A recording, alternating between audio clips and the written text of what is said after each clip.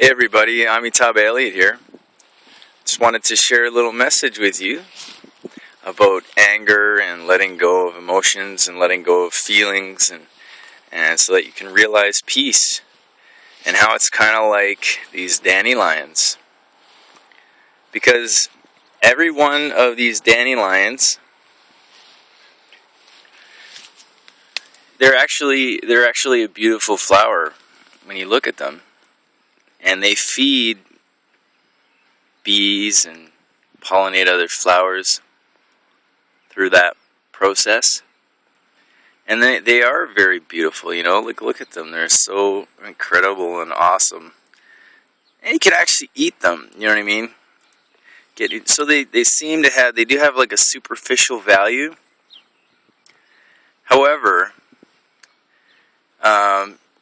in the analogy of your lawn is your life, maybe, is, like the greater earth is who you are sort of thing. These dandelions, they're not so innocent.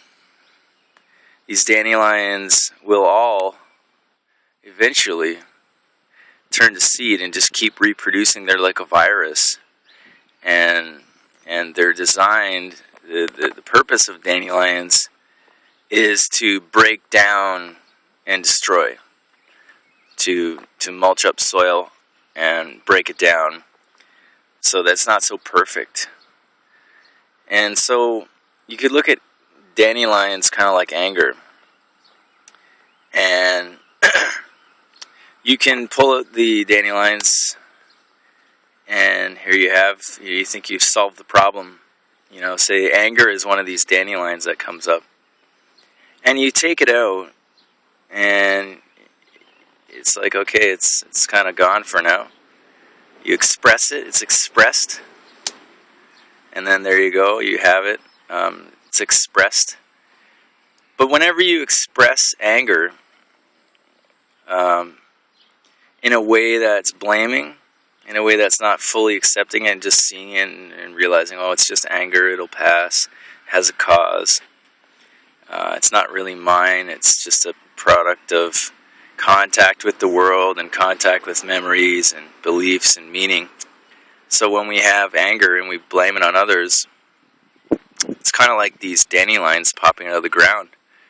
And it seems like it may not be, it's relatively benign, but really what it does is, it's like these dandelions.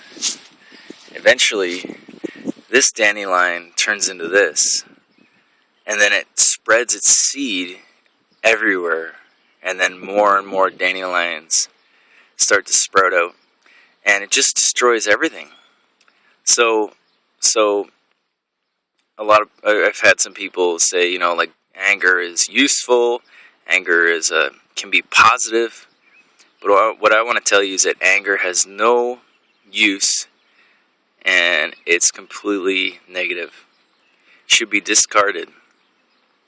The Buddha taught that greed, hatred, and delusion should be discarded. They're called the three poisons. And they should be discarded because they're completely harmful for yourself, completely harmful for others, and anybody that comes into contact with you. So the way we need to deal with this anger is not to just pull out, superficially brush off the anger. That's helpful, because if you pull these out, at least they won't have a chance to go to seed, right? So at least discard the anger as it is. Pull it out of your consciousness. Say it's not useful. Get rid of it. But the other problem is that there are these stems go down into roots, and they have a way of self-sustaining themselves. So what we need to do is pull out the root of anger, because anger comes from a deeper cause. It comes from not knowing who you really are. It comes from not understanding the nature of reality.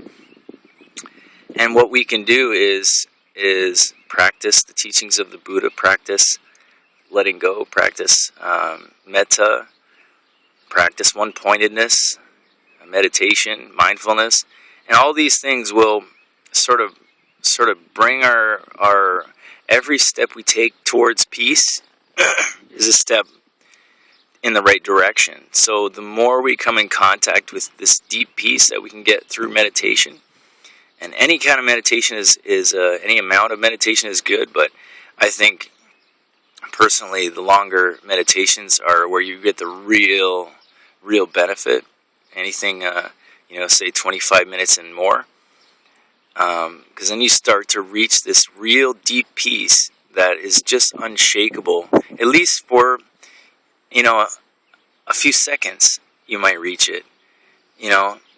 And even if you don't reach the deepest peace, at least you reach a peace that is unlike anything you've experienced in your waking life that has to do with interacting with phenomena, people, or thoughts. Because this peace comes when you release thoughts. When you keep going, hammering on your object of meditation, when you keep becoming more and more one-pointed and focused on one thing, whether it be your breath or a mantra. I think the breath is a really great object of meditation because it allows us to face the fact that we're not in control. We don't have any real control over this life. The only control we have over is our conscious choices and thoughts and deeds. So when we sit with the breath, we realize that it's just moving by itself, and if I try to control it, it causes suffering, it causes anxiety. So I just need to allow it just to be there. I just need to allow it to do what it does and watch it. Because if I don't, then I create stress for myself. So following the breath is a wonderful method of meditation. You can just sit and watch the belly rise and fall, rise and fall. I've been using this method lately myself. Or you can feel the breath at the entrance of the nostrils, and it'll be really faint. You may not be able to feel it at all.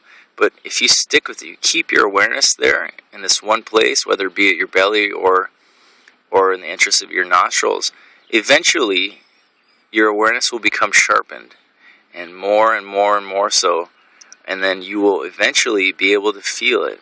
And then you'll start to be able to feel other sensations throughout your body, pleasurable and unpleasurable, painful and pleasant. And then that's when the real work comes in. When you start to feel those deeper sensations of pain and pleasure, then you can start to be with what is, because that's the purpose of your meditation, and allow it to exist without resisting it. Or craving after it. So when the pleasant sensations arrive, then just be with them without chasing after them and wanting more pleasant sensations. And when the pains come, if you're focusing on your breath at the entrance of your nose, you're probably going to have sharp pains in your face. Feel like pins. And the purpose and the point of it is to be with those pains and allow them to exist. And don't try to scratch them away. Don't try to sniff them away. Just allow them to be there.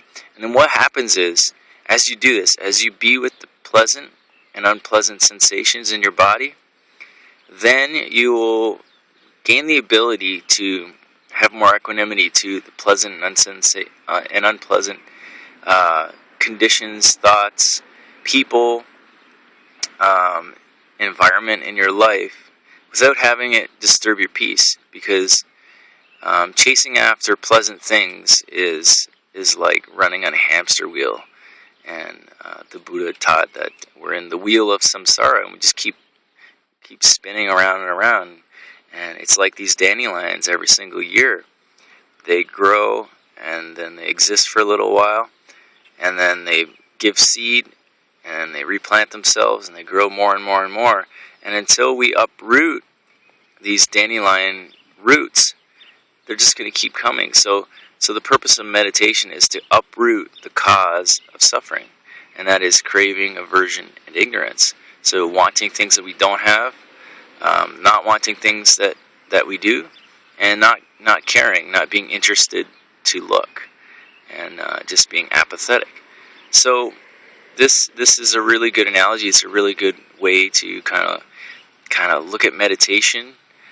Don't look at it as something where you need to get something or receive some insight or anything like that. Just do it to become concentrated, one-pointed, without really striving too hard.